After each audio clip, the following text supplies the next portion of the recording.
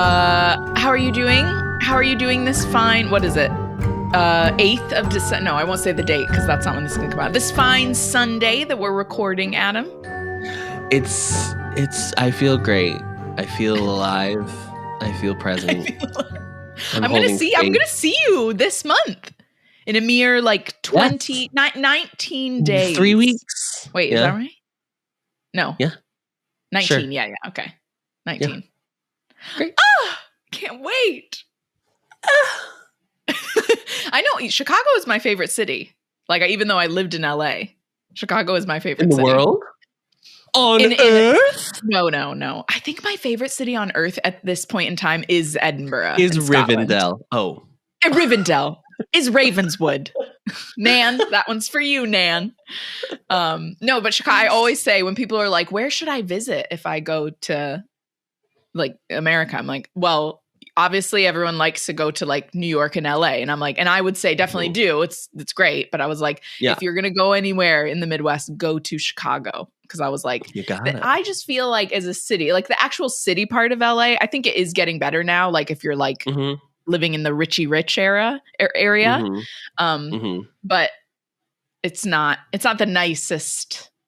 Our downtown isn't nice in the sense of how Chicago's downtown is really nice. Yeah.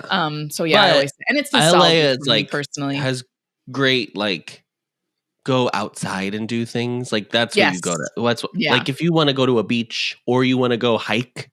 Yeah, you have so many different options that you can go. But again, think when you're recommending things to people that are coming from the UK, they can't drive in the US. So it's if you go to Chicago, you can bop around a little bit better.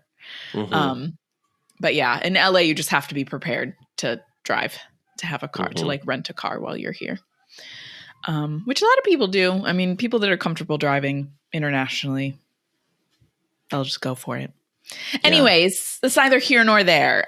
Today, what should I say? This week we watched Harry Potter and the Half-Blooded Prince, the film. Half-blood, just one blood. I still do that. The Half-Blood Prince. It's literally, I'm going to have to untrain my brain. It's so weird. Adam will be leading us. Half-blooded Prince.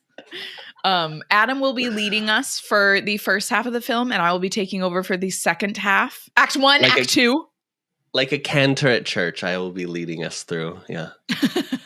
I don't know what that means. Woo! Yeah, I was I'm not a church girl. It's okay. Not a church girly. Harry Potter and the Half-Blood Prince, directed by David Yates, screenplay by Steve Kloves. It is still Steve Kloves. I wondered, he does all the basically to the end. Yeah, I think he does all of them. It is always him.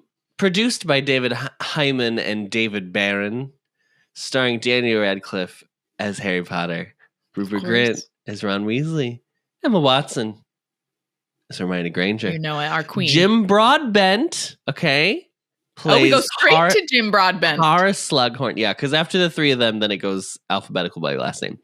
Jim Broadbent is Horace Slughorn. Helena Bonham Carter plays Bellatrix Lestrange, a character that has no scenes in the book and yet is present in this film. Yeah.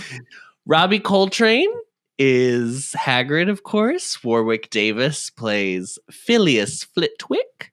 Michael Gambon is Albus Dumbledore. Alan Rickman is Severus Snape. Maggie Smith is Professor McGonagall. Timothy Spall has one scene in this film, and yet he is credited. I don't even know if he has a line, actually. I was going to say, does he even speak? I'm trying to remember now. He plays Wormtail. David Thewlis. I look him up every time. Do you remember who David Thewlis is? I don't remember. Yeah, Lupin. Lupin, that's right. Thank you. Lupin and Julie Walters is Molly Weasley. But they don't name drop Arthur. They don't name drop Arthur. They don't name drop Tom Felton, who has a ton to do in this movie. Wait, yeah, you're right. Cinematography is by Bruno Delbonnel. We will be discussing the cinematography of this film for sure. We will. We will. Edited by Mark Day. Music by Nicholas Hooper. additional scoring by. I think there is some good scoring in this film, actually. Oh, yeah. No, great scoring. Production company Warner Brothers Pictures and Heyday Films, distributed by Warner Brothers Pictures. It was released on July 15th, 2009. Ari and I were heading into our senior year of high school. Isn't that wild? And we went, Adam and I went to this premiere together. The premiere. Yeah. The premiere. Running time is 153 minutes. It is very long. The budget is $250 million, and it has made $941 million. Casual. Crazy.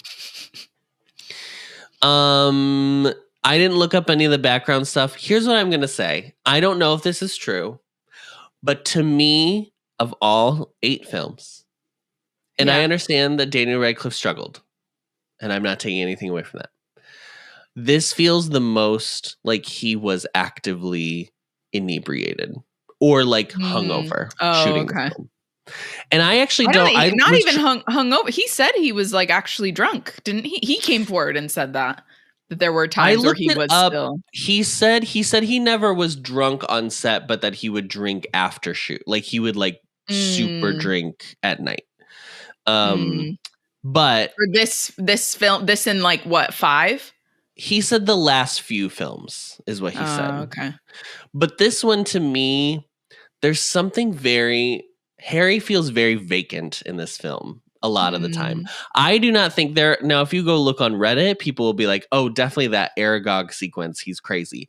That is actually where I think that's the Felix. And I think that is the most indicative of like what Daniel Radcliffe as an artist really like. He likes weird. He likes playing in a sandbox of really weird stuff. Yeah, yeah. So as we can see now with like his filming, the other things that he's done in film and TV since these films. Yeah. He, to me, that sequence I think is like him being excited to like really not do something different. Do something different that he does not get to do in this role. Oh yeah. So that's why that scene is probably the most enjoyable in this film. That when he's like sequence. Under Felix Felicis. Okay. Yeah. But other than that, I just think like this is a generally good film. I feel like it's out of like maybe the first one has the most quotable, meme-worthy moments that I always see people come back to. Like I think this one has like where Hermione hits Ron and is like, will you stop? Why are you always eating? Yeah. And then she hits Harry when he like looks over at the girl in the library when he looks at Romilda Vane. Like there's a lot of there's a lot of ones in this movie that I think are like good like little moments that are very funny. Harry Potter and the Prince. I'm now going to start saying blooded because you have gotten into my brain. No, then I'll never learn, Adam. Then my brain will never stop. I'm trying to think in terms of what I think about this movie. My like overall note is that I think they did a good job of like keeping the flow going with like, do you know what I mean? With like everything that has to happen. Some of the things that they switched, like I was like, oh, okay, we did that. Like we're in the memories before they even have like Quidditch tryouts. Which I was like, sure. Yeah. Things like that, where it was like they like flipped it that I was like, oh, okay. Well, that was a little weird because I would have assumed Quidditch tryouts would have been right away. There's also a couple things where I was like, where's your damn dramaturg? Like the person that would be like kind of looking at the book to be like, wait, actually, this doesn't make sense. Or even just the previous movie to be like, wait, this doesn't make sense either. There were like a couple moments where I was like, all right. This has one of the most contentious. I think fans, have this. There is a moment in this that happens in this film that is so contentious for fans, which is the burning of the burrow. I think fans are like, why does this happen? Why did they do that? Yeah. It's so that's where we're ending part 1, and then we're gonna go to part 2 in next week. So that is crazy. And also just like the whole thing is like unnecessary. Like, I just am like, I understand it was for the dramatic effect. I get that. Yeah. And it's to cinema. show that like no one's really safe. I do understand that. But I'm like, don't think we really needed that at that point in the film. Like, I just was like, yeah. I thought, you know what they should have done more was how there's like one moment where we get like, another ministry worker is missing. And I think it's supposed to be like Amelia Bones on the Daily Prophet. I think it like looked like that's who it was. It happened so fast. So I was like, I'm pretty sure that was her.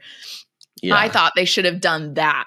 They should have continued with being like more and more people are going missing. Like that should have kind of been this like a through line throughout the whole film of more and more people were just like turning up dead or going missing. Because I was like, that would have given that impression without that. But of course, that's not as visually like fun to film probably for the filmmakers. So yeah. I mean, I always say shout out. I don't love every decision Steve Kloves makes with these screenplays, but I want to say shout out to Steve Kloves because this is a completely thankless task. Yeah. Take this like 600-page book and turn it into a 2.5 hour film where you still have like able to have like let scenes breathe and have dramatic moments. Is like there's no one's gonna win, no one's gonna be happy, especially when you get this far into the series and fans are like it has to be the exact way I envision in my head. It's very hard. I think they do a good job with it. I think my biggest complaints are the weird color grading of this film. I actually think this film is the worst of the 8. I think the last 2 are a little bit better than this. Simply because we're outside more, so there. Oh, you mean color grading wise? Yeah. Okay. Yes, I agree. I was like, girl, 4 is the worst. Oh well, yeah. I just will die on that hill after we have done all these books and then like gone into the films right after. I'm always like 4 is just so obviously the worst. Like the worst. Like the approach, what they cut, like everything is just so the hair. Everything is just, anyway, sorry, keep going. I want to shout out, though, that I think this film improves upon a couple things in the book. I think Ron is not an asshat in this movie. No, you don't hate Ron in the way you do. No, you don't hate Ron like you do in the book. Yeah. And I think, like, it's really nice. I think the way the screenplay handles Harry and Ginny is done really effectively. I think the way the scenes are structured, I think like it's all there for them to have worked. Unfortunately, I don't think so. I don't think Bonnie is at this time maybe had the strength to pull this off. I mean, I don't think they have no chemistry. Absolutely I don't think did she continue acting after these films though? Yeah. She did in other stuff? Yeah. Okay. Because I haven't seen her in anything since these movies. I think it's been small stuff, but I believe she's done stuff.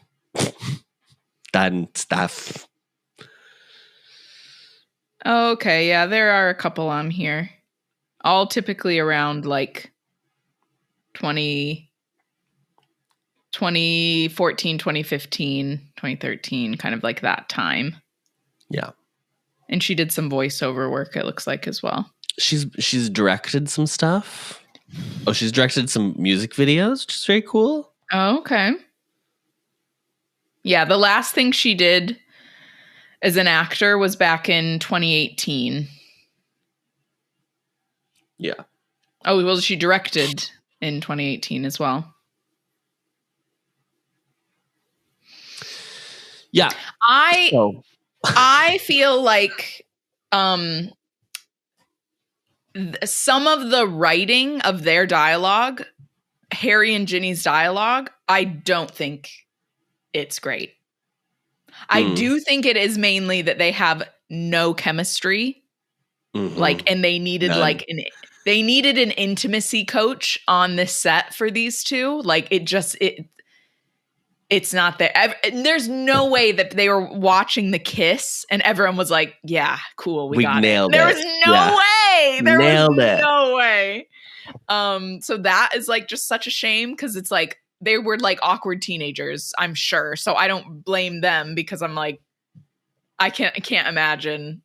But it doesn't work. And yeah, everyone always talks about how book Ginny is just not the same as how movie Ginny is. I think it was such a miss. It's such a shame. I think in terms of like this is the sixth film in a series of films that are based on a series of books. I think of everything that we've seen from the cinematic versions of these movies, I think this is in line with the Ginny that has come in the films before. Yeah. I don't think we're reinventing the wheel with Ginny, which we probably would have had to in order for her to be interesting like she is in the books. Like but they have given her actor, you mean? They've given no. I just think like they would have had to start building her character from 3 movies ago. Yeah. Mm-hmm. Yeah. And I think now that the whole series is done, maybe this is a way that like the HBO thing, if it like comes to full fruition and they do all the whole thing. They keep saying 2026, girl. They're like, it's going to be out 2026. That's when the first one's going to come out. I'm just saying, are they going to do all 7 books? Who knows, right? Like, oh, sure. But no, they keep saying it's going to come out apparently in 2026. I'm like, really? That fast? I'm like, they haven't even cast it yet. At least it's all done. At least the whole series is done, so they know they have what the they arc need to be able to do. Mm-hmm. Yeah. Because obviously, when the first movie comes out, I think. And all the books weren't even out. Like the last 4 books weren't even out yet. Yeah. So great. Yeah. We'll talk about it. There's a part of me that wishes that they had just not done. For the movies, they had just not done Harry and Ginny. Because I don't think it necessarily adds anything. And I think, sure, fans would have been upset. But I just think, like, let the romance be Ron and Hermione. And then Harry's just like, I'm so busy trying to get Voldemort. And then we could have had the one scene with Harry and Ginny being married at the end. For them to be like, and they ended up together. And they did, they worked it out. Yeah. The end. Great. Okay. Shall we start? Shall we go through this movie? I'm already tired. Albus. The movie starts with the end of the 5th movie, which is like him leading Harry out of the Ministry of Magic after the battle with Voldemort. So I thought that was cool. I thought that was a good way to like place us where we need to be. Yeah. This is the weirdest way a movie starts. Any of the 8 movies starts. This is the absolute most bonkers way this movie starts. You mean after this? Yeah. Yes. We do not get Privet Drive. Okay? Not at all. We're just not at all. They did not get a check. Okay? None of the Dursleys received a check for this film, unfortunately. Yeah. We start this movie once we get past that like montage of the end of movie 5 in a cafe. We're in like a diner. Yeah, on like the underground. On the underground, which I think is cool. That's fine. He's reading the Daily Prophet and he's flirting with a waitress. Yeah. So the movie, the only thing that sucks. I don't know why. Not the only thing, but like this movie is like, oh, they're teens and they're horny. From the minute this movie starts, that is what the point is. Because even when at the end of the film, when you see like when you see Draco leave the hospital wing and he goes to the room of requirement to go open the vanishing cabinet so that they can all come through. They shoot the hallway. He's walking through the hallway and there's like 2 teens like making out at the side. So like the thesis of the film is that their hormones are a raging. Okay? That's the point. I guess. I wish it wasn't the point, but I do think that's in line with what the book is doing too. So sure. fine. They're not pulling it out of like thin air. Right. This scene is completely out of left field. Yeah, and so random. And also is frustrating because to me, it makes it feel like Harry is not supposed to enjoy his time in the Muggle world. No. Because he's supposed to be with the Dursleys. Maybe he would enjoy it if he was not with the Dursleys. Yeah. But him being like, oh, I just ride trains around all the time because I hate living at home. Okay, well then you're not with the Dursleys. You're not doing. And you're not protected. You're not protected.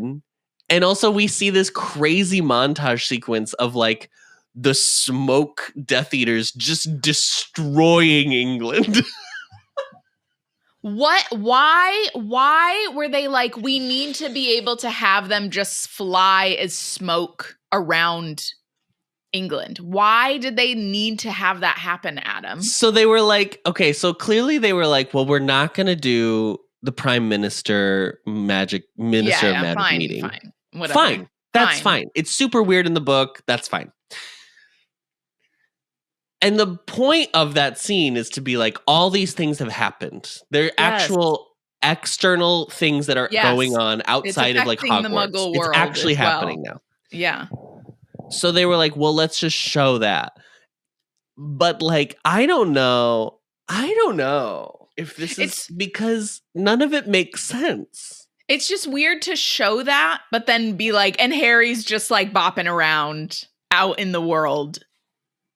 No problem. It's weird too because we are supposed to, okay, Dementors we know, Muggles cannot see Dementors. Yeah. Okay? We can all see the smoke of the Death Eaters. And at no point has it been established that they're invisible. There is one part when they're around the when they're around the bridge. Yeah, controlling it to collapse. They like turn invisible at one point. And I was like, what? Where did they go?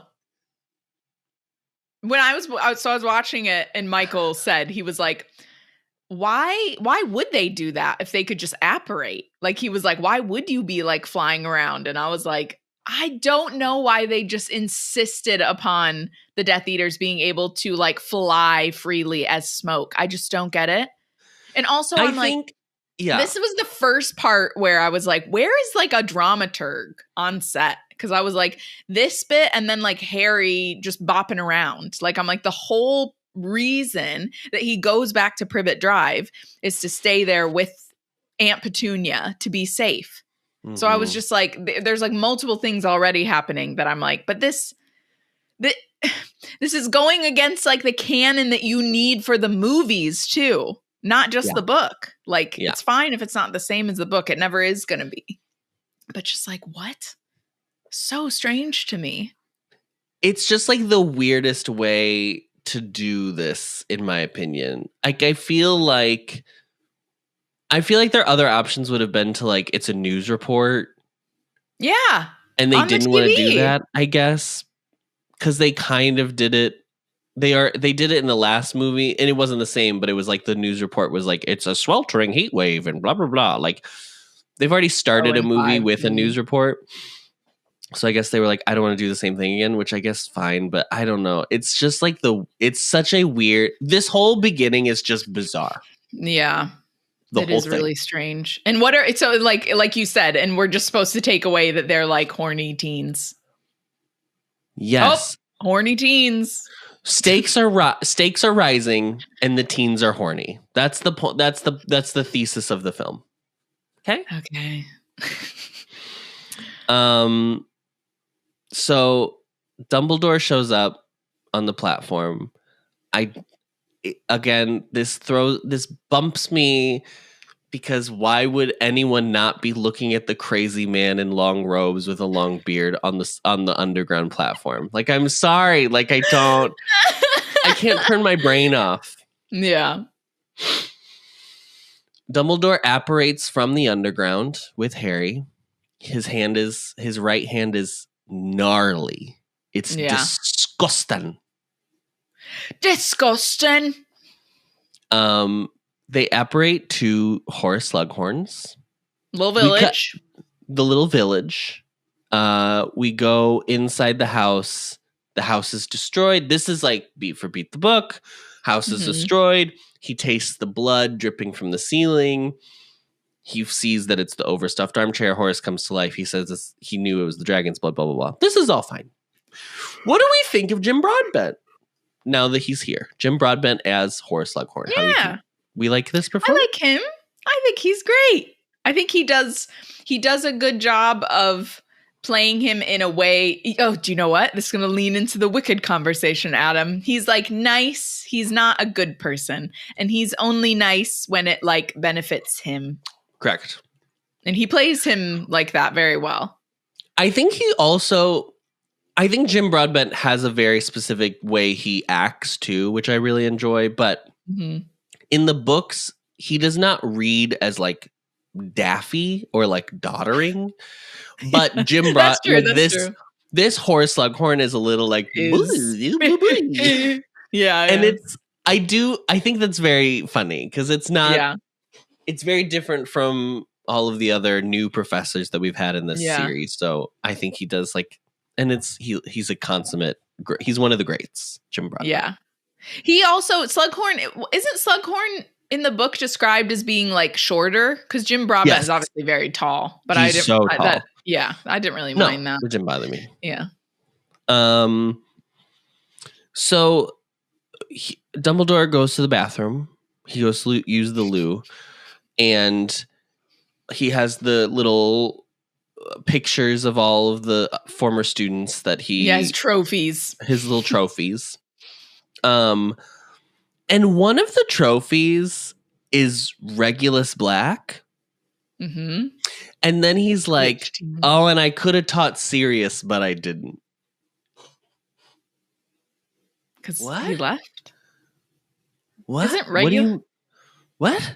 Isn't Regulus younger than Sirius? So doesn't that mean he would have taught? If you taught Lily... You taught Sirius. Says he taught Lily. Yeah. You taught Sirius. Adam, oh my God, I didn't even notice that. Potion professors. I didn't even notice that, but that's another like dramaturg thing that it's like, excuse me. So that's what I mean. So I was thinking about, because all of this is like, it has to come back to like, why do you change things? Like, what are you trying to do more efficiently than what you're doing in the book? And I think the point is because his line is, I wish I'd had the whole set. Yeah, I would have liked the set. Mm-hmm. And I think that's how you're supposed to be like, that's the thing to climb onto, being like, it's that he collects these like profound students or whatever. Yeah. I do think it's weird though, because does he have this line about, I don't remember in the book, does he talk about Regulus in the book? No, that is 100% just because of RAB. Okay, that's what I assumed, because I was like, he wouldn't be proud of he wouldn't want to have associated with like the blacks in that way. Yeah. Okay. No, anyway, I'm trying to think. I mean, I could be wrong that he does mention Regulus Black, but I really don't. I don't think we get anything about Regulus until the next book. Yeah, he's introduced technically in the last book. He's introduced in 5. Yeah, by the family tree. Right. And then he's brought up here as RAB. And I think there is a line in this book about something. Somebody says Regulus at one point, I think, in the book somewhere, but I don't think it's Slughorn. Yeah. Talking about Regulus. Okay. I like some of the jokes. I want to point out some of the jokes as we go by them. I do like that Dumbledore takes the magazine for the knitting patterns. Oh, yeah. Great. That's very funny. Yeah. He was so tickled about it, too. Like, when you see him, he's like, so cute. Yeah. Okay. So then they leave. And he's like, he wants to collect you. Horace agrees. Let Horace collect you through the school year. Yeah, okay, that's his advice. Okay. Then he's like, okay, now we're going to go. And we get drop-off apparition. All of a sudden, Harry's just alone in the marsh at the burrow. Yeah. which is I guess that's great. A new way to black smoke, Death Eaters running amok, flying freely, and then now, drop off apparition. Drop off. Yeah, it's an Uber. I guess. Uber apparition. I do like, so he comes into the house. Ginny starts off by being like, Mom, Harry's stuff is here. Is Harry here? And then we get this cool shot that I really wanted to point out, which is like Molly peers out over the stairs. Yes. And then Ron, and then Hermione, and they're all framed very well. It's a very nice shot. It's a good setup, blah, blah, blah. It's a nice reintroduction of our main players. Yes. Can I say something before we get too into the house? There's the shot of Ginny sitting out, like Harry can see her sitting in the window from the outside. Mm-hmm. I understand why they did that shot because it was beautiful. Like it was a beautiful shot. Mm-hmm. And it shows that their house is kind of like quirky, weirdo, like in a lovely way. But I was like, this is there's never been any like Harry having feelings for Ginny type of thing. No. So the fact that it was like right away, they were like, and he's looking at Ginny through the window and smiling at her. I was like, oh, all right. You're just literally like shoving it down our throats. Yeah. Right away. Because they haven't done any of the building in any of the movies up to this point. They have to start immediately. She's it's like, so frustrating. I will say, Bonnie does a great job in 5.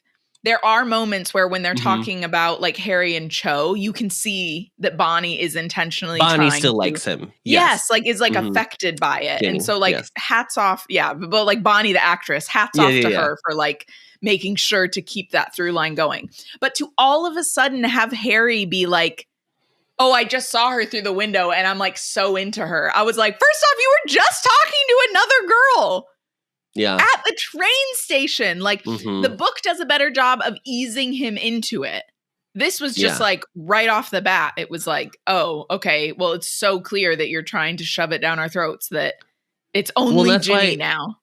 That's what I think they didn't realize is like making it be like, oh, he chats with the pretty girl at the diner. Fine. The point is like that's what the movie's gonna be. It's gonna be like they're falling in love. That's fine. That's fine. Yeah. It doesn't actually bother me. And I think the girl who plays the waitress at the diner is very cheeky and I really like her a lot. But the whole point of the movie is actually that he is very specifically only into one person. Interested in Ginny.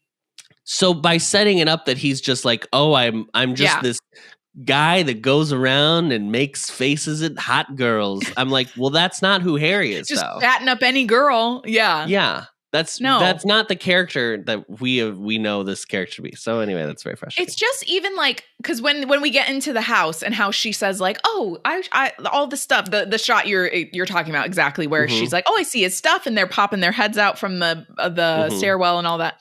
I was like, even if it was just that, even if it was just Ginny is looking and then it's like, oh, Harry's here, and then they kind of have a hug and it's like a little bit awkward. I was like, that is even a bit more subtle. So I was like, I don't think they want to do subtle though. I don't think they're interested in that. But do you know what I mean though, right? That you were like, oh my God, okay. Like I was just like, geez, like all of a sudden. This whole movie is just shots of Ginny where you're like, oh, okay. No, we get it. I got it. Yeah. Loud and clear. Gosh. Okay, sorry. Continue. I was just like, my goodness. So I like the shot on the stairs. I think, again, anytime, just Julie Walters is she's the perfect Molly Weasley. She is Molly. They just nailed it. That casting is incredible. Yeah. They nailed it. Yeah. So they change. One of the things that in this conversation that Harry, Ron, and Hermione have with this burning paper. Yeah, about the Malfoys. There's the little bit on the Malfoys, yeah. Which is, first of all, it's the slowest burning paper I've ever seen in my life. I don't think paper can burn that slow, but fine. And then fine. Secondly, they have this conversation, and in it is when Harry or Ron says like, oh, Mom actually, or Mrs. Weasley was considering not sending them back to Hogwarts. So she's the fill-in for all the parents who we can't talk about. But it is interesting because Molly is in the Order of the Phoenix, so she should be the one who's like the most comfortable sending her kids. I mean, she's still a mom, blah, blah, blah. Yeah. I just thought that was very funny. But they have to like work in like... Yeah. It's people know there's danger. There is present danger all around. Yeah. Yeah. And then we go... we go to Diagon Alley. Oh, no. I'm sorry.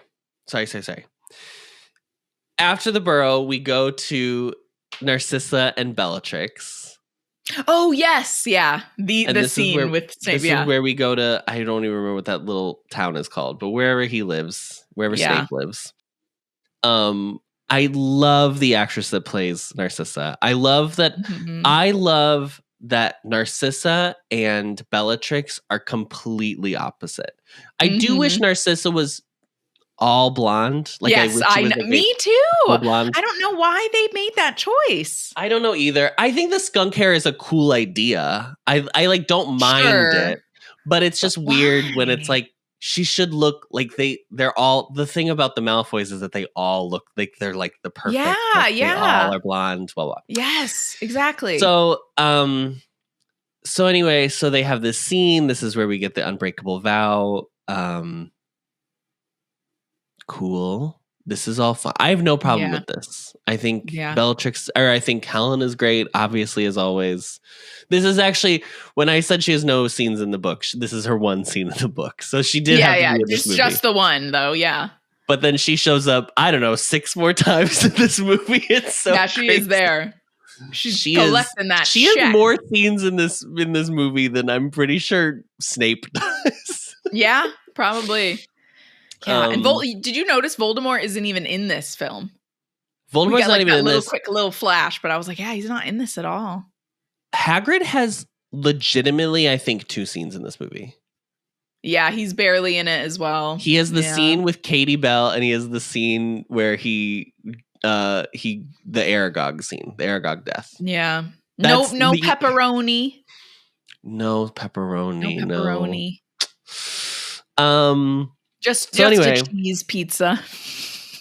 Just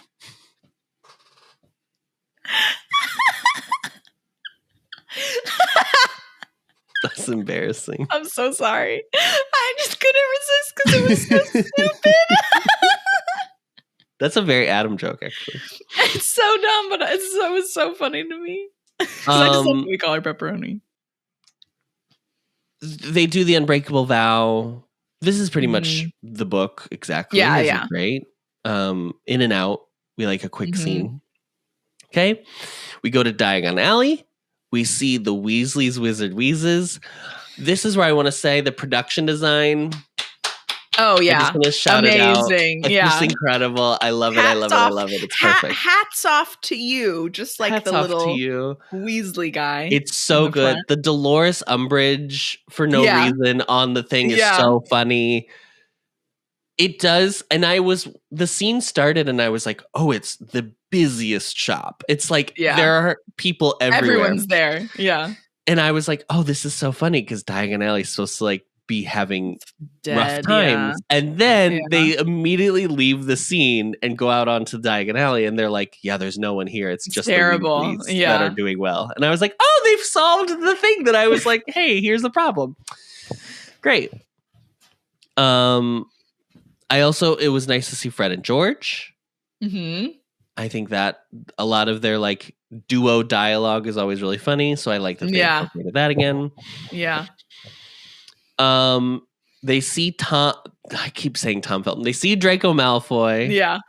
And Narcissa out, and so they decide to follow them. Just like actually, it's just Draco in the book that they follow. He ditches her. He ditches in the her. book, but she we skip the fight at Madame Malkin's, which is fine. So they go follow Narcissa and Draco. Tom Felton looks so good in this movie. This is the movie. His styling. And it's this slim black suit that he wears almost the whole movie. Yeah, he wears it at Hogwarts. He wears it at Hogwarts, Yeah. which is so funny to me. Yeah. I love it. He looks Yeah. great. He looks so good. Yeah. I just needed to shout out how hot this man is. Good for him. Good for him. They see him go to Borgin and Burke's. They creep in the they watch through the window. They see him look at the cabinet. And then Fenrir Greyback, the scariest design of a person I've ever seen. Yeah, so scary. Because if they fully went, well, if we designed that Voldemort looks like a snake, he has to look like a wolf. Yeah. So he looks like a wolf. So he like shuts the blinds. We move on. This is when they immediately are on the Hogwarts Express. So this film is like, we're going straight to wardrobe. Or I'm sorry, vanishing cabinet. We're going straight to cabinet. Like the cabinet. Oh, there's no this film is so disinterested in being like, how do they get in? Yeah, they don't. Yeah. They're like gonna tell you from the beginning. Yeah. Which I guess like that makes sense because we can get Draco's POV in the film. So it's like you're seeing what he's trying to do from the beginning. And I actually really like the continuous testing of the different way to make sure it works. I think it's really clever. Even though it's sad. For the bird. Yeah. Yeah. I don't like that. I don't like that. So we're on the Hogwarts Express. They're talking about Harry is convinced that Draco is a Death Eater and that feeling the vanishing cabinet was some sort of initiation ritual. That was funny. Yeah. He was like, it's a ritual. Mm-hmm. Yep. But it's so funny to me. It's just as funny in the books too, about how they're just like, there's just no way. Ridiculous. There's no way. What do you mean he's a Death Eater? Simply absurd. Oh yeah, Voldemort, famously known for sparing teenagers. Like what? Children. Like, yeah, no, what? He really has morals when it comes to child labor. So Harry's like, oh, I'm gonna go get some fresh air. So he leaves the compartment. We go to a new compartment on the train we've never been to before. By the way, this is the only time he uses the invisibility cloak in this whole film. Is on the train right now. True. And it's not in his pocket. Okay? I want to point that out. It is not big enough. It is too big to fit in his pocket. Yeah. So wild. They would literally just put it in his pocket casually. So he finds, it seems like it's like the Slytherin car almost. Something about it, that's how it felt. Yeah. But it's like an open car, so it's not it's not like compartmentalized, but it's more like a regular kind of train car. And so he creeps on the conversation between Pansy, Blaze, and Draco. No Crab and Goyle. No Crab and Goyle. No. There is one shot of Crab and Goyle in this movie. One. And they have no lines. Wait, when do they? I don't even remember them being in a shot. They're in potions. Oh. Okay. I mean, I know that I think it's Crab. Crab ended up actually like going to jail. Yeah. Like in real life. But that Goyle should still be there. Yeah. That is so weird. Yeah. What is that about? I wondered if it was a reshoot. Like I wondered if it was originally Crab and Malfoy Goyle and Blaze and then they took them out and reshot it with Pansy and Blaze. Maybe. I really like the girl who plays Pansy, by the way. She looks like a British Emma Stone to me. Oh yeah, she does. She does have that vibe, yeah. So it's similar to the book. It's Draco being like, can't wait for me to win or whatever. Can't wait to be out of here. And he realizes that Harry's listening, which is weird because how many people does everyone at the school know that Harry has the invisibility cloak at this point? Is that I was like, how does Draco know? Has he seen? Because I even wondered that in the book. That I was like, how does he? Anyway, So would Draco know that he has an invisibility cloak? Not really. I don't know. Yeah. I mean, I guess maybe. I don't know. Maybe Wormtail. Maybe because he's a Death Eater now. I don't know. Oh, maybe. Yeah. There's a really cool shot of like Draco is like, oh, I'll be the last one on the car. He closes all the blinds really quickly. I think that's really cool. Yeah. He makes it all really private. So then he like steps on Harry's nose. Petrificus Totalis. Yeah. That's pretty much the same. And then Luna. Yeah. Is the one who finds this is Harry. Different. Mm-hmm. So then I was like, oh, so then Nymphadora is just not in the film. Like they just like didn't want to get her for this one then she's in the film later. She is. And I was like, oh. I mean, I guess they would have had to do more explanation as to why Tonks was on the train, but yeah, in this film they are just together already. Oh yeah, there's no. There's no. They're not like, interested what's happening. No, yeah, there's no time. There's no time They're at just all. Together. They're already a couple. So Luna finds him because her glasses show the fine. The rack spurts. I want to say this though. When I say Bonnie Wright is not a good actress in this movie series, I also think that Ivana Lynch is not a good actress. But I think because Luna is such a weird character, I actually think it works in her favor because she feels different from everyone else. That I think it like is in her favor that she's not like a natural actress at all. Her Luna voice just like works for me, so I like her choices, and that's all. Yeah. I'm like, that's all I really need. I just always I like her voice. If I was like a diehard Luna fan, maybe I would feel differently. But I'm like, yeah, that works for me. She's like a weirdo. Yeah. Her voice is really weird, but I think like literally in terms of like acting, her delivery, I'm always like, I feel like you're just reciting the lines back. Like there's not actually like. You're not like thinking about, I don't know. It's just like a weird. Yeah. No, I know what you mean by that. Luna fixes his nose, but he still has this blood all over that they don't ever clean up. But Ginny does at dinner. Well, like is like icing it. Was that even cleaning it up? Because he still had blood on him. She was just like wiping it with she was wiping dry blood with a dry cloth. I don't know what that's supposed to do, but. Dip it in the water thing. I don't know. Come on, y'all. Y'all aren't that horny. There's still reason. This is when we get Hermione's, will you stop eating? Yeah. Which is great. I think Emma is really good in this movie. I actually think Rupert is really good in this movie. We were just talking about it today that I was saying even with like, Daniel in this film, like all of them pretty much in every film, they still, even when you can tell it's not like their best, like they're still just like so good in the characters.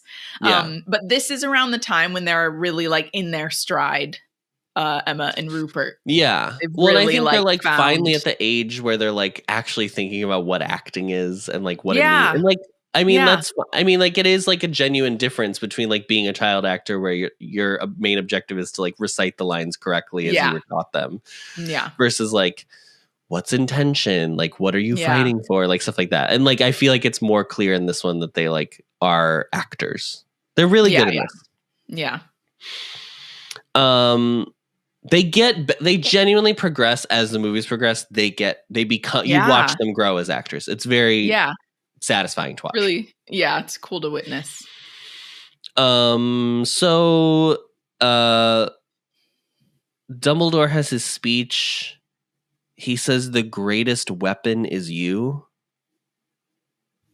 I didn't understand. I don't know. He was like, they're trying to get in, but the greatest weapon is you. And I was like, oh. Is this for Draco? I guess. I don't know. I was like, okay, great. Great. Draco's not listening, by the way. No, not at all. So we go straight to potions.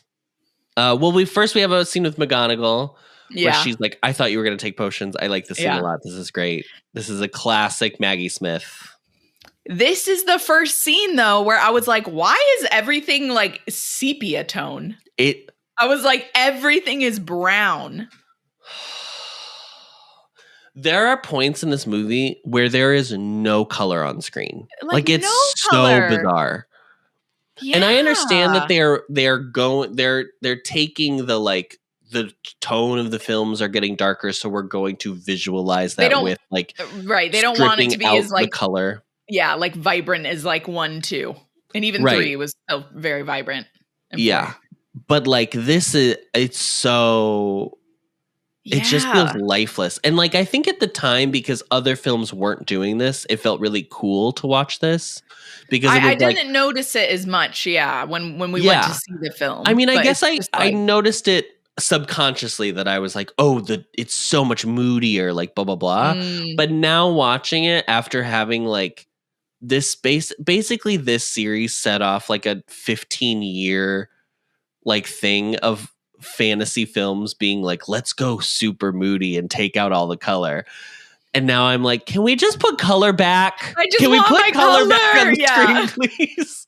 That was even like a big criticism online of Wicked, was like the way it's shot is a lot of the times they're shooting the light. They're shooting toward the light instead of away from the light, so that the things on screen become like washed out to some degree, not in the same kind of intensity, but it's not as vibrant as it could be. I would like to move on from this era of it feels like the film version of millennial gray flooring. That's what this feels like to me. Millennial gray floor, like the fake wood gray. The fake wood gray flooring. That's what this feels like. And I am so tired. It is so 20 teens to me. It just, I'm exhausted by it. I mean, this was kind of like the era, wasn't it? Because there was this, then there was Twilight was super like green, wasn't it? Then The Hobbit was like also like very green and kind of weird. But that was also because it was filmed. The way the frames per second on that, I think, were filmed. It was 60 frames per second. Yeah, which is just like too lifelike. I think The Hobbit is still more colorful than this. There is still some vibrancy to those films. Yeah, but like even like Game of Thrones. Yeah, the Hobbit. The Lord of the Rings is fine. The Hobbit did the weird glossy green. Yes. Thing. It was The Hobbit. Everything has like a shellac to it. Yeah. Yes. The Lord of the Rings is a perfect trilogy. Yeah. Don't come no notes. Yeah, no notes. But like Game of Thrones, and then Game of Thrones got a lot of flack, and I think started the trend of like everything is so dark. Scenes at night. We are just going to use moonlight as the lighting and just hope to God that you can see what's going on. Yeah, forget if you have any light coming in from your windows when you're watching Game of Thrones on TV, you won't know what's happening. You're fucked. Like just a little bit of light. I was glad that this movie, there are nighttime scenes, and I was like, oh, good, there's light in the scene so I can see what's going on. I know it gets worse as the 2010s progress, and Game of Thrones does so well that people are like, oh, we have to emulate that. And it's like, you don't. I did have the thought watching this film that I was like, there's light coming in through my window. So it felt like it was really hard to see. But then I realized, I was like, no, it's just the color gray. Like it just is so reduced. Like there's no like vibrancy or like hardly any contrast. No. Yeah. So they go to potions. I like the little fight over the good book versus the used book. Yes, I like that was great. I think that's very funny. We get the liquid. I love the shape of the liquid luck vial. I like that it's like a teardrop. I think that's like an upside down teardrop. I think that's cool. Yes, yeah, that is cool. And then we get the greatest decision that this movie makes, which is frizzy hair Hermione. Adam, I said this exact same thing to Michael. I was like, this is how it should have always been from the beginning. It's incredible.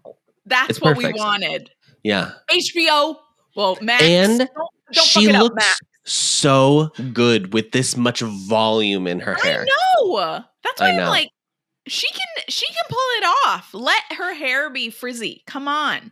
I think my genuine guess is just that like the 2000s were just a more. We were coming off the 90s like straight dead hair, but we hadn't gotten to like the mid 2010s like big, wavy. Hair. Yeah. No. So we were just still in that kind of like, if you're pretty, you're supposed to have to have nice hair, curls. Yeah. But I want to say this: Emma Watson could have no hair, and she'd still look great because she did when she cut her hair in a little pixie cut. She was tiny little pixie cut. Yeah, great, gorge.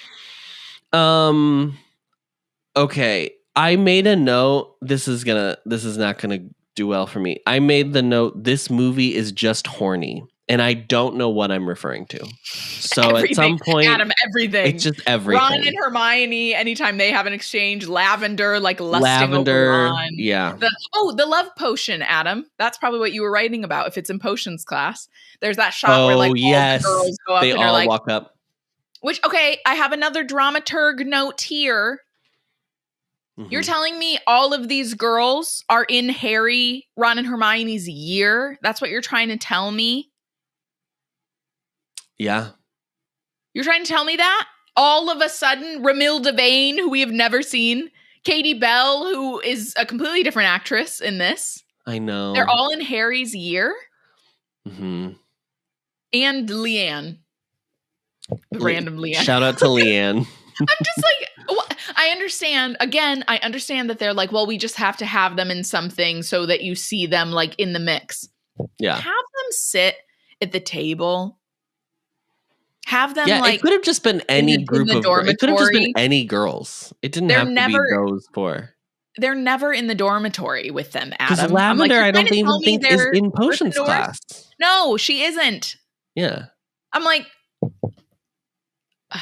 there's so many things like that in this film where they were just like, whatever. I'm like, no, you can't do that. There's already like a system in place with these classes that you have established within the world of the films. Oh well, yes, but as we've discussed, these books don't even know what the system to get in these fucking classes is. So no, that for sure. That aside, but I'm like, you have to at least keep the people that are in that year in these classes together and not put just randos. I mean, I still think it's crazy that Cormac McLaughlin is like, so can you get me on a first name basis with Granger? You've been in the same dormitory for 6 years. What are you talking about? Just talk to her. You've had multiple classes together at this point throughout your years at this school. What are we talking about? Oh my God. Ridiculous. Okay. He is also horny. If that might have been what your note was about too. He's so horny. He's so horny in this movie. Okay, so we get the first pensieve sequence. This is first. And the pensieve is literally just floating up in the air. It's film. Not in its like column anymore. It's apparently the column is just a thing you can put it in, but like you can also take out the actual pensieve itself and just float it around the room. There's like this scene that he has with Harry before where he asks if him and Hermione are dating. Oh yeah, Dumbledore. Okay. And then we go into that's all I'm going to say about that. And we go into the pensieve and I feel like, wait, sorry, before you move on, I think that was literally just for the Harry Hermione shippers that didn't read the book. I felt like they just had to be like, no, they're only friends. Yeah. Because y'all didn't read the book, so y'all don't know. I mean, it's maybe for them, but it's also because like Daniel and Emma have such good chemistry. They do. It is like it doesn't feel sexual. Like it's not like sexual tension in any way, but you can feel that they love each other so much. It's so when he sits with her and she cries later in this movie, it's perfect. Like it's genuinely perfect. Yeah. So they go to the pensieve. I think young Tom Riddle is great. I think he's like really good at being very creepy. Yeah. He's very scary and unnerving, and I don't like him. The way he like he's just completely like not present. It's so scary. Yeah. Yeah. Dumbledore in this outfit. Girl, you better go. Slay. Yeah. With this like this like little scarf. Oh my god, it's so I know, good. yes. But also, Adam, if we thought there wasn't any color before, when we get these flashbacks, it's even worse. It's so like, crazy. Again, like green. When they're in the yes, and the other thing too that's weird is like the bricks in the hallway of the orphanage have this gloss to them that make them look like the bricks of the Ministry of Magic. Yeah, and they literally might have just used it again. They probably just used the same set. They were like, whatever. Who cares? No one's ever gonna notice this. So we have the scene with the fire. I mean, I do think what is good about the way they remove the color is that like when they use fire, which is now twice in this movie actually, is like it's so vibrant and so red and so you can like almost feel the heat the way like the movie has been so cold that when the fire comes on it's like whoa, it's intense. Yeah.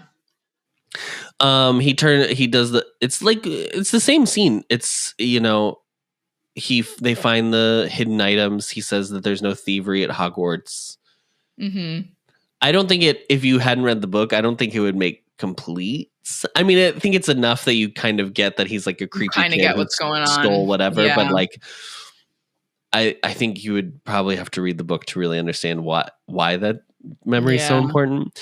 This and Slughorn's memory, the only two memories we are getting in this movie, by the way.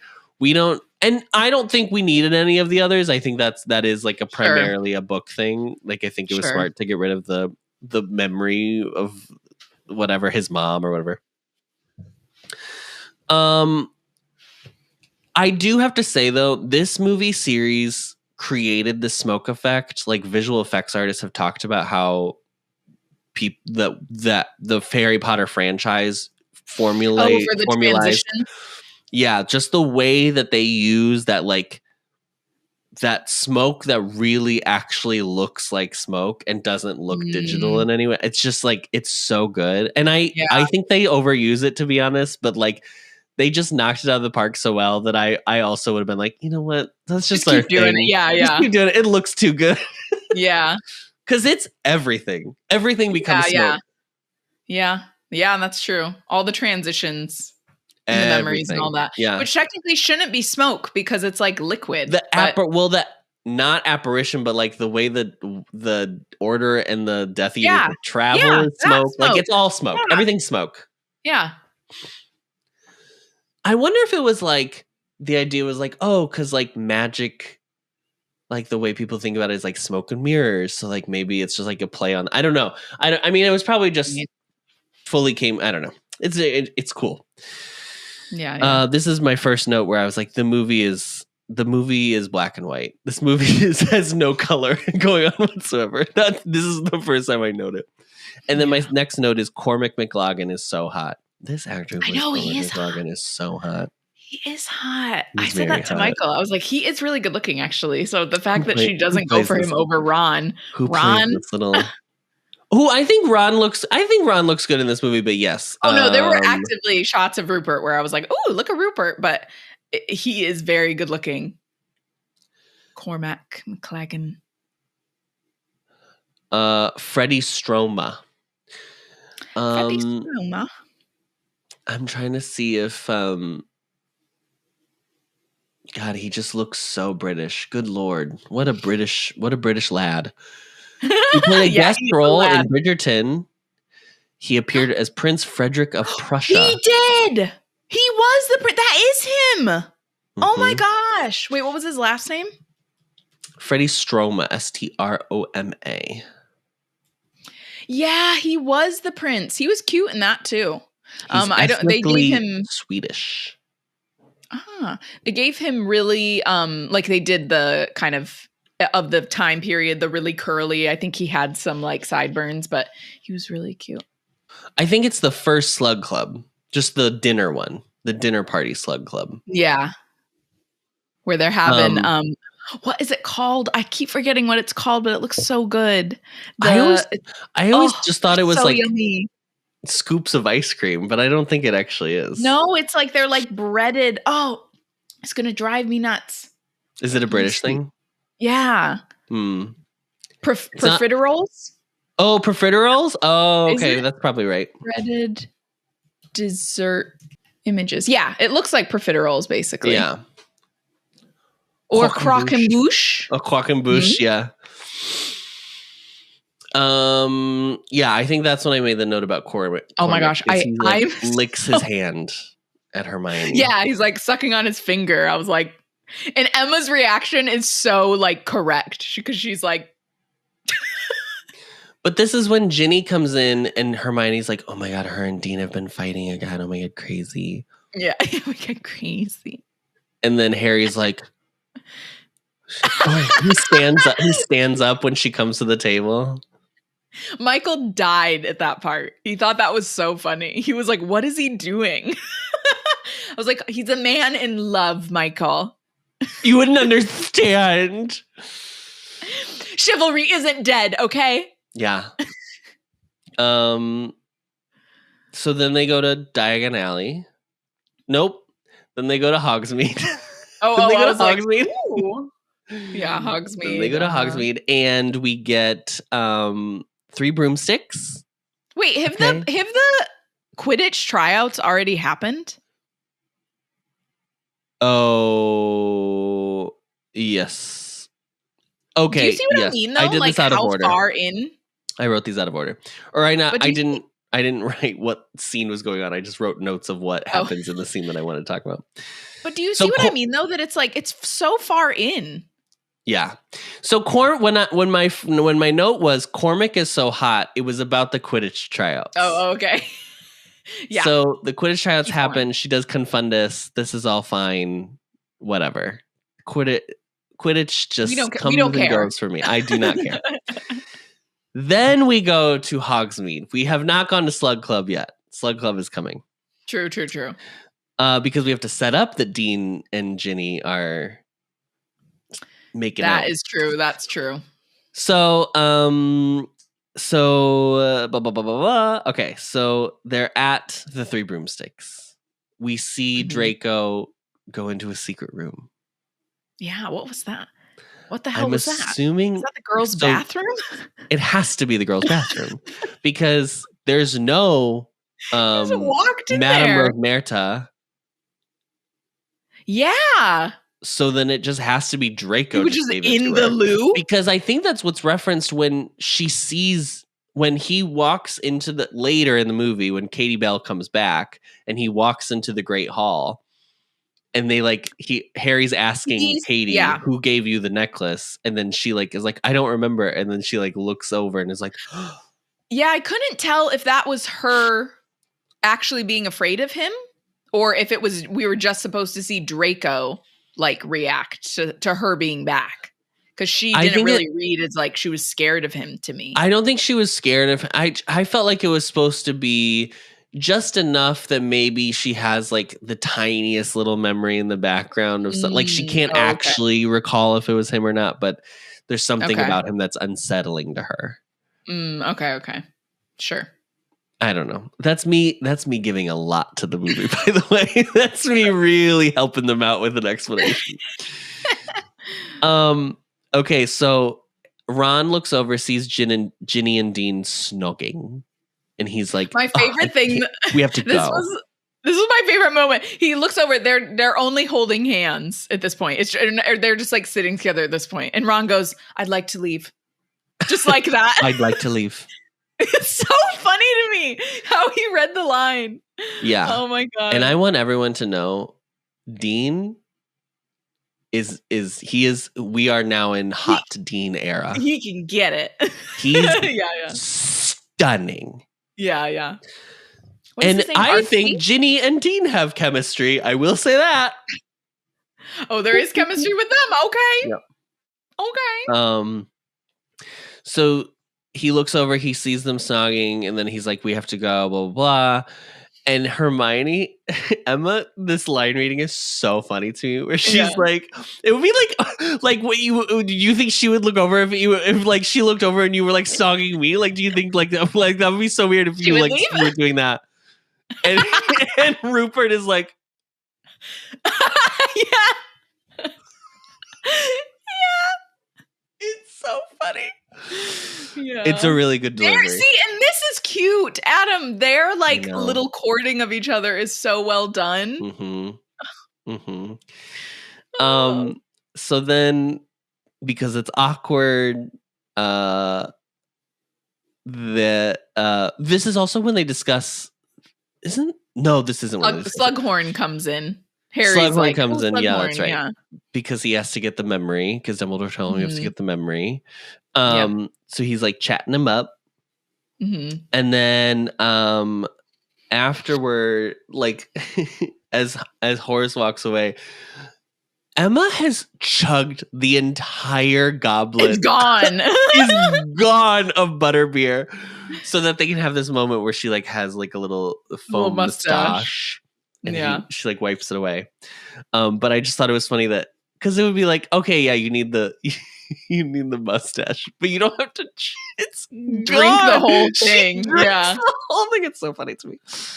Maybe that was the last take of that they did. It probably was. I don't actually think, because I know how annoying it is for actors to have to like redo takes and you have to keep eating food or whatever over and over.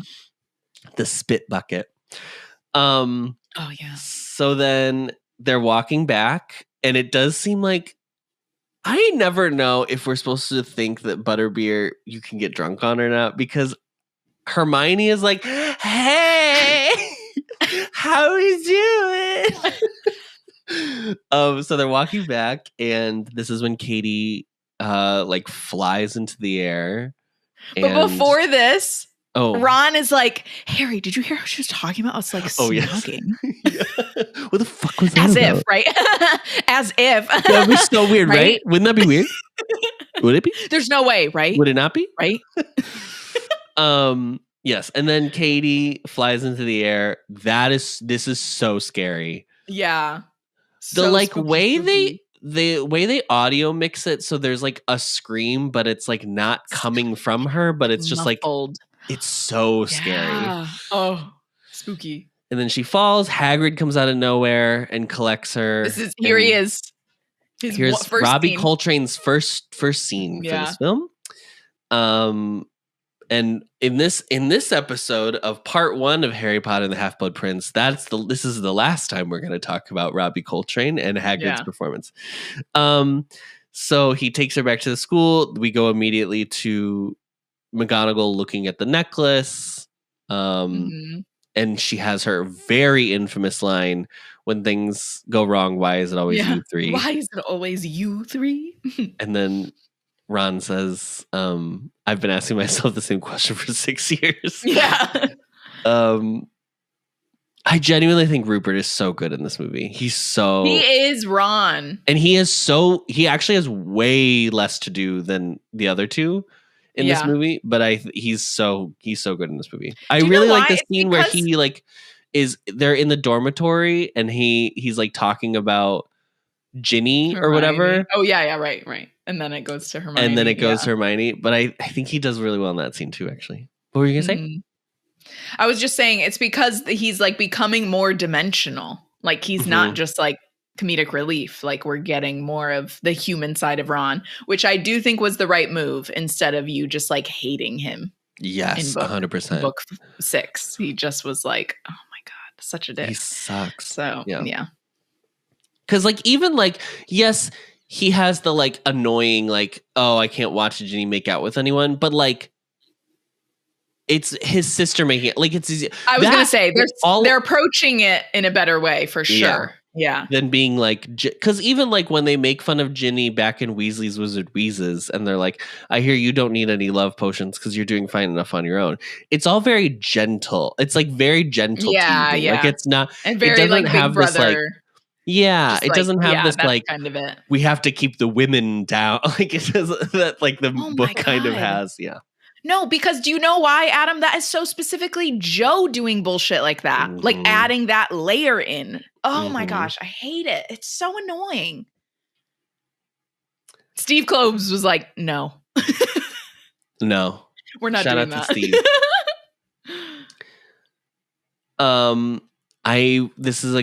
This is a lot of like infamous lines in a row. I don't know why this line sticks out for me, but this is when Harry's like, I know Draco did it. And Severus is like, that's a big accusation. What's your evidence? And Harry goes, I just know. And he says, I just know. No. What a great, taken from us way too soon. No. I know. That's not my favorite one in this movie, though. We will get to it. I love Alan Rickman. Weirdly, Harry gets in a lot of trouble in this movie, or in the book, I should say. And nothing ever happens in this movie. He doesn't get any discipline at any point. No. He is just free even to for run Sectum amok. Sempra. I know, girl. He can just run amok. It's fine. Dumbledore's gone, you know. Who cares? This is when they have the conversation in the dormitory about Ginny and Hermione, and they talk about their skin. Ginny's skin. Ginny's skin and Hermione's skin. This is all very funny. I like this. Mm-hmm. And then there's a really cool shot of the Marauders map being open next to Harry, and you can see Malfoy's footsteps, and then they go into the wall and his name disappears. And I was like, show don't tell. I love when they they have really good ways to do that. That was great. Mm-hmm. Because we don't ever really get the explanation as to why. It's never like a conversation that the movie has where it's like, I can't find Malfoy on the map. They just use this one thing, and if you catch it, you catch it. And if you don't, then you probably are like, well, why don't they just use the map? But like they do have it reasoned in this movie that you can see. Yeah. And because it's a movie and not from a singular person's point of view like the book is, you can have this like, oh, the audience sees what Harry doesn't see. Yes, which is that Malfoy like disappears. Yeah. So, yes, this is the first Slug Club where they eat the quackenbush. Yes. And Hermione is talking about again, Emma is so funny in this movie. Yeah. Emma has the story where she's like, except this one time when Robbie Turner bit my dad's hand.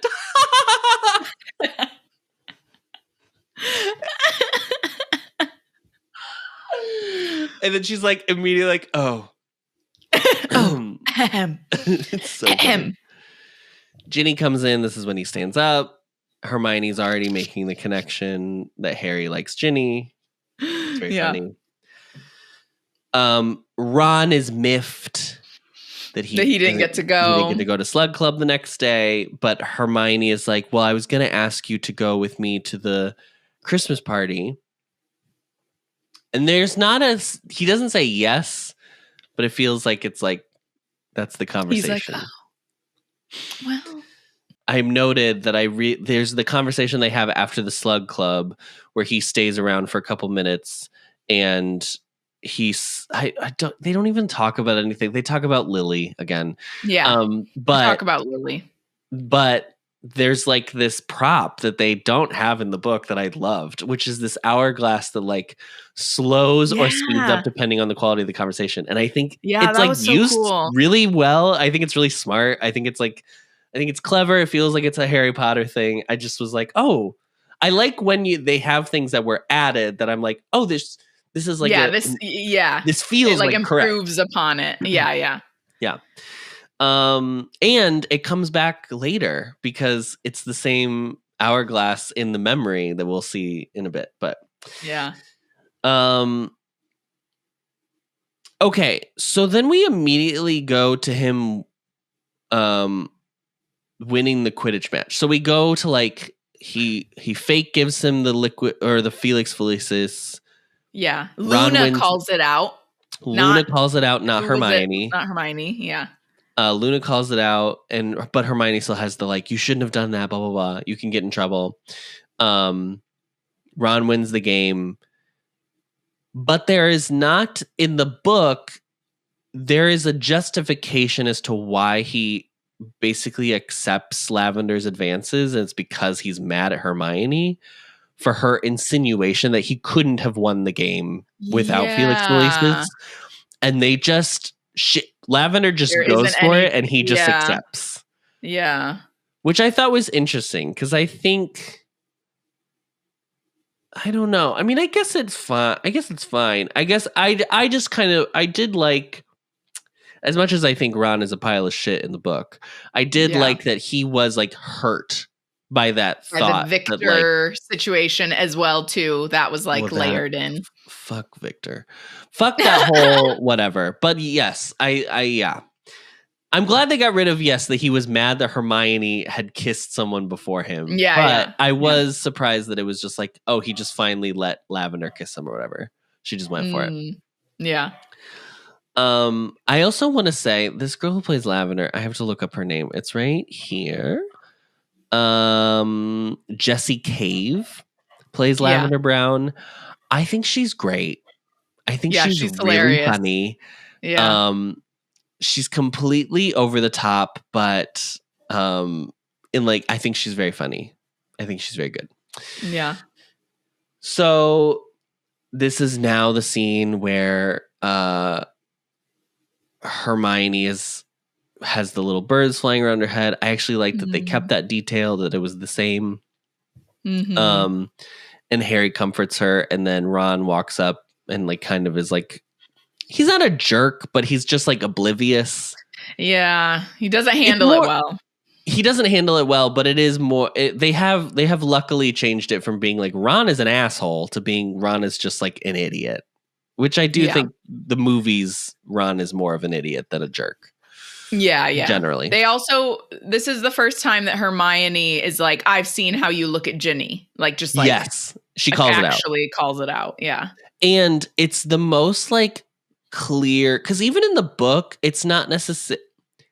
It is like implied that like Ron and Hermione like each other, but I feel like this is like very clear that Hermione is like, because really in the book, Ron. The reason you could explain away that Hermione is hurt by the whole thing because she feels like he was unfair to her about the Victor Crumb situation. Like you could explain it away instead of just being like, oh, well, they just like each other, by being like, well, he was like mean to me and like he's been a jerk, blah, blah, blah.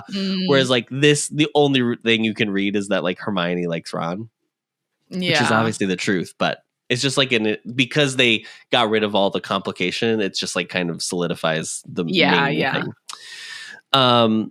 But she sends the birds after him. They disappear on impact. I liked that little detail. Yeah. But this scene with Hermione, like she just like sits on Harry and like puts her head on his shoulder and cries with him. I thought it's like really it's really well done. Yeah. They're so sweet to each other in a way that I even think like Harry's kind of a jerk to her in the books when she's like going through it. Yeah, like, he's better at holding space for her in the movie. He's tired of like sitting with her in the library or whatever. And it's like, maybe he is in the movies too, because we don't have to see it. But because we don't have to see it, we just get this really nice, like friendly moment between, like completely platonic moment between the two of them, where he like supportive for his friend who's sad. Yeah, they hold space for the lyrics of Defying Gravity together, and it's really lovely. It's so crazy that has become like such a meme. I know. I mean, it is funny, that whole meme. Because like a lot of people were like, I've never even heard the term like holding space, and like obviously I've talked to Ari once in my life, so I've heard the term holding space. But I did the idea of being like, I heard holding space for the lyrics of Defying Gravity. I was like, that's a hat on a hat. Like that's that's literally just like you just are affected by the lyrics, though. Yeah, you can also really just say like, I really was like, it was resonating. I'm affected by it really resonated with me. Yeah. I know the way they said. Was it in the interview? Like, did Cynthia get emotional about it too? Was that why she it was like, wow, I didn't know that was happening. I'm really happy to hear that. I was hoping that was happening.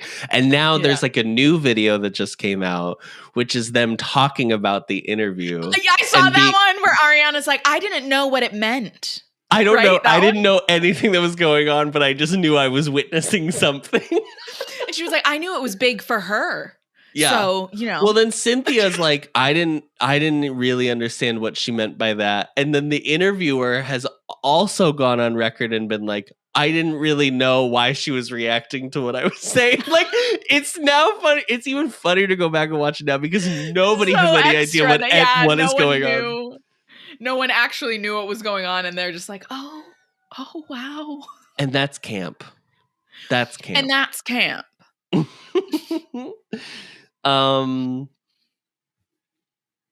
Okay, so we get the Slug Club Christmas party. Harry has brought Luna. Oh, we had the scene in the library where Hermione hits him. She warns him about Romilda Vane trying to give him a love potion. We did have to set that up. And she's like, she only likes you because she thinks you're the chosen one. And he's like, but I am the chosen one. And then he brings Luna to the Christmas party. They go there. Hermione's hiding from Cormac, who she brought to piss Ron off. Hermione, girl, let your hair down a little. Let your hair stay down. Under that mistletoe, girl. He's cute. He does seem like a douche. That is true. Do you know what I said to Michael? I was like, he is really good looking, but if he was insufferable, it doesn't matter. It doesn't matter. That good looking. Yeah. Sorry. But he clearly thinks Hermione is hot as shit. Like, he's like so into Hermione. Yeah, he's super into her. Yeah. Which, to be fair, Emma is like stunning in this film. Emma's stunning, but I don't even think in any film. I don't even think in the books it's as clear that like Cormac is like. I feel like the movie, it's so like, oh, Cormac is he's like for Hermione. Yeah. There's this really funny. They needed a version of like Lavender, but for Hermione. Do you know what I mean? Yes. Mm-hmm. It was like, that's him. Yeah. There's this funny moment where a waiter. First of all, Neville's a waiter at this event. Yeah, this event. Yeah. Also, Neville has, I think these are his only lines in this film, are in this scene where he's like, oh, I'm here as a cater waiter. Yeah. Oh, okay. Cool. Another waiter brings over dragon tartare, which is like also crazy that they're eating dragons. I just was like, dragons are a meat in the wizarding community that you can just buy cuts of, I guess. Yikes. They're eating dragon tartare because it gives them bad breath. Ha ha ha ha. Maybe it'll keep Cormac at bay. Yeah. Cormac comes over. Hermione runs away. He has a dragon tartare. He's like, this is good. What am I eating? Harry says dragon balls. He throws up on Snape. Gets detention. This whole thing is this teen movie, very goofy. Very teen movie. And then Draco is brought in. This is all exactly like the book. Draco is brought in, trying to gate crash the party, even though that's not what he was doing. Severus escorts him out. Harry overhears their conversation in the hallway, where Severus says, "I did the unbreakable vow." He hears those words. Yeah. Which is important. And then what does that say? Lavender and something glass. Oh, lavender and the glass. So they're going back on the Hogwarts Express back to London for Christmas break. This is the infamous lavender brown. But Adam, this gives us confirmation that they take the train home. Yes. We get confirmation in the movies. Yep. Not in the book. Not in the book. Well, because in this book was the first time that they used the Flu network to go to and from Christmas break. Yeah. So yeah, she does her thing on the glass. I think the way Daniel does like Harry like pulling down the armrest to like just busy himself with anything is so funny. He's fully like, how do I leave? How do I get out of here? I gotta get the fuck out. Oh, is there a window I can climb through anywhere? Can we stop the train? I have to get off here. It's so good. It's too good. And then Ron, this is when Ron, and then Hermione walks by and she's pissed. She's still not talking about it. Yeah. And then Ron confirms, which we don't get the confirmation in the books, that the result of breaking an unbreakable vow is you die. Mm-hmm. He says it in the movie. Yeah. Okay, so they're at the burrow for Christmas. It's very fun. They're all having a festive time. There's a conversation with Lupin. Oh. Yeah, Lupin's there. Lupin, Tonks. Arthur, Molly. No. Okay, so just Lupin and Tonks are there. Yeah. No one else from the Order. Okay. Right, just Lupin and Tonks. Yeah. They have this conversation about, Harry tells them about what he overheard. And then they're like, well, we have to, Lupin does his whole, Dumbledore trusts Snape, so I trust Snape. If we start infighting amongst ourselves, we'll never win. Yeah. Because a thing that now, after this conversation, the thing that keeps being said is, do you trust me? This happens now a lot in the film from this point forward, is you have to trust people. So then he has a private conversation with Arthur, where Arthur's like, yeah, and Arthur's like shed of Muggle junk. yes, his garage. Yeah, he says that they looked into Draco and the Malfoys based on the tip, and that it's just a vanishing cabinet. That's what's in Borgin and Burke's, but it's still there. That hasn't been touched, hasn't been moved.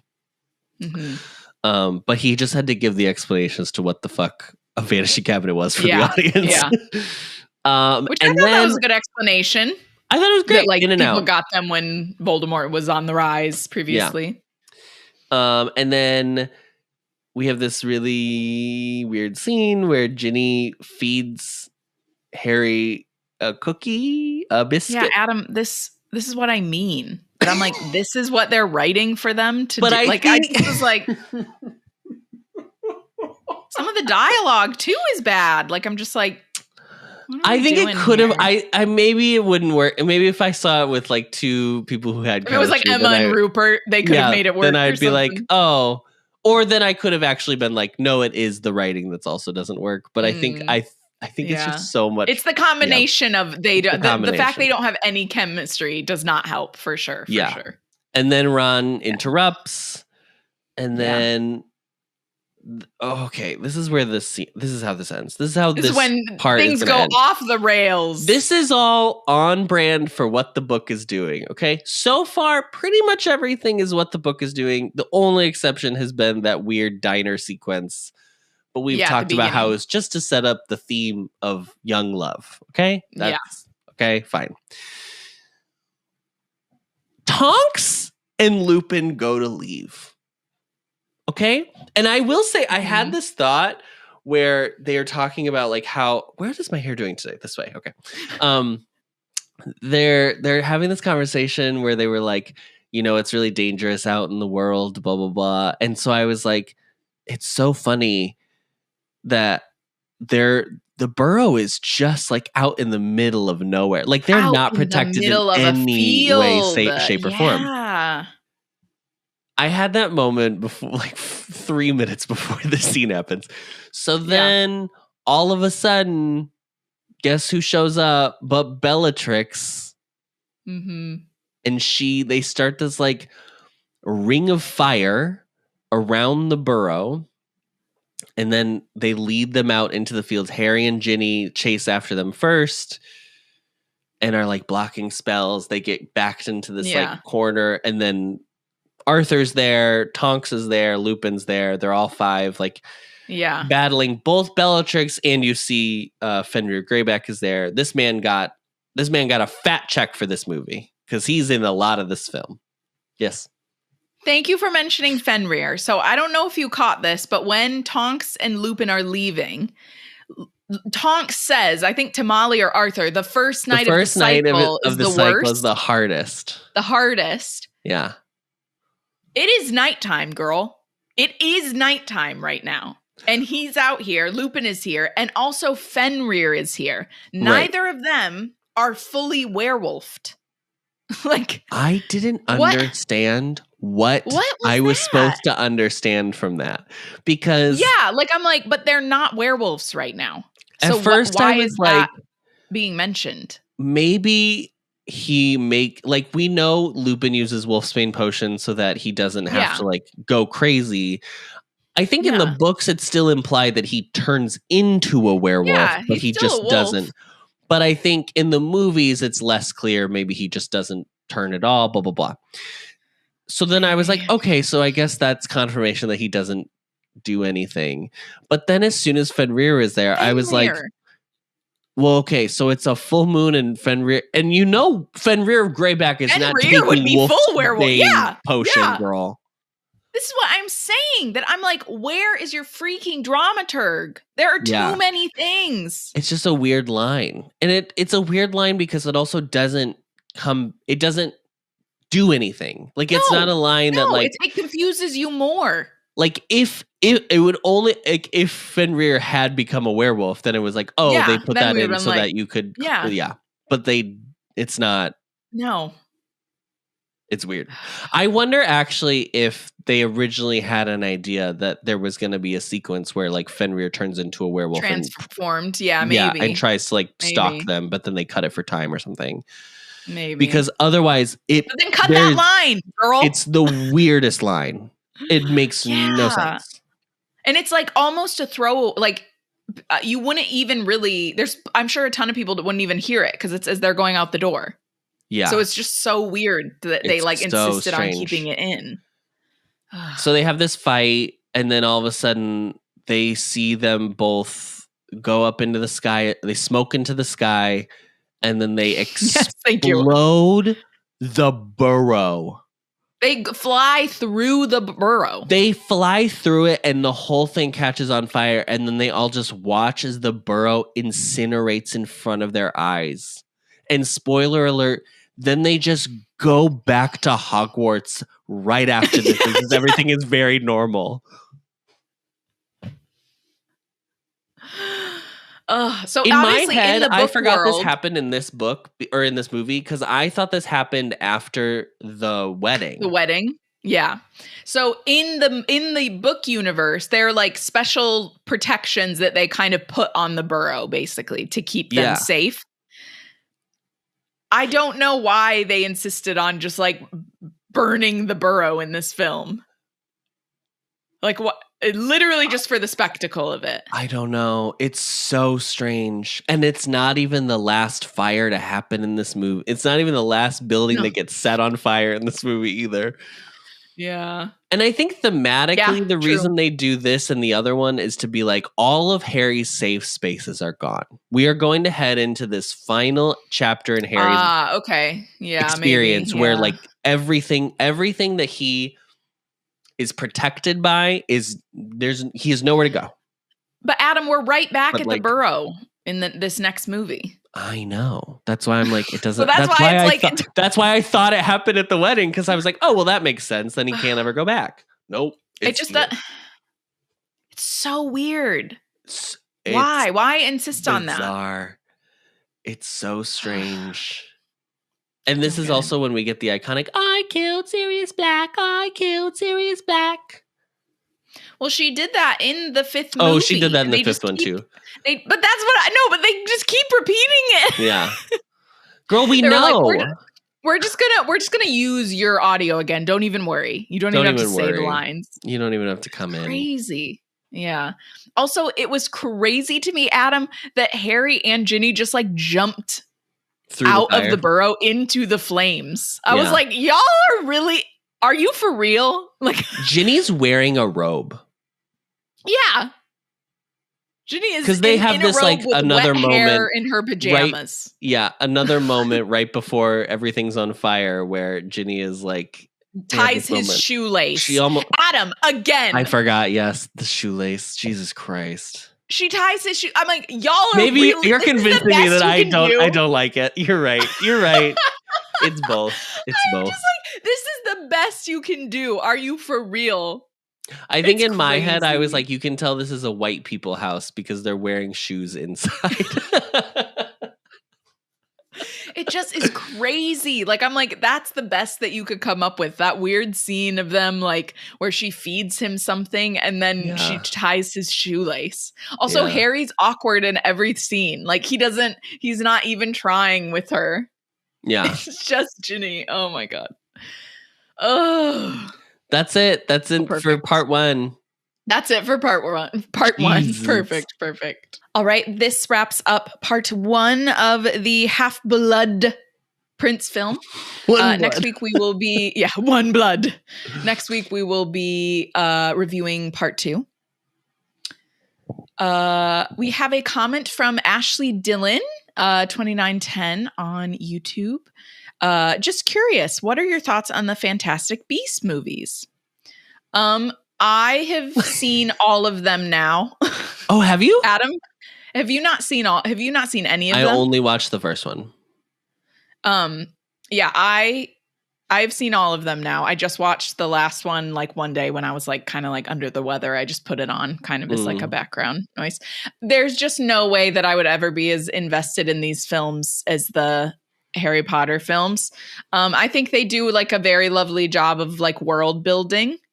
But it just, I would never be able to like get as invested in them. I think the weirdest thing about it to me is that like there is a muggle that like actually is able to use a wand.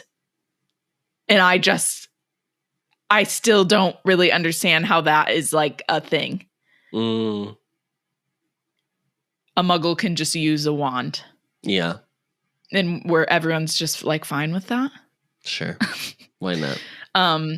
The last movie really upset me because obviously the bad guy kills like a little like baby deer thing. And I hated that. Yeah. Right in the beginning. It was horrible. I hated it. So anything like that, I just kind of, I'm like, ugh.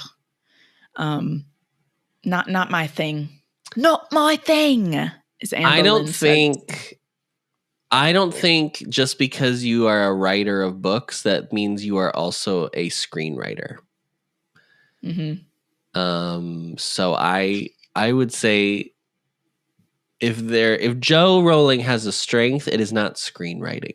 Let's say that. Thank you for sharing your comments, your thoughts. We love hearing what you guys think. You can find the podcast on Apple Podcasts, Spotify, or wherever you find your podcasts, as well as video versions on the Ampliverse YouTube channel and Spotify. We're still doing on Spotify, right? Okay.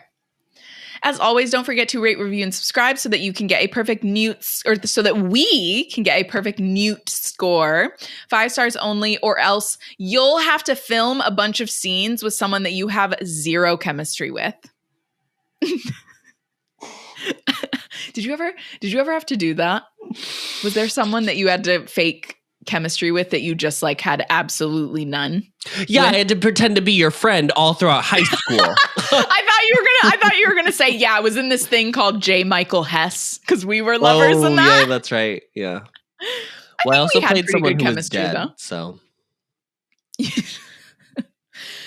think we had pretty good chemistry in that, though, for not like actually being romantically into each other at all. Yeah.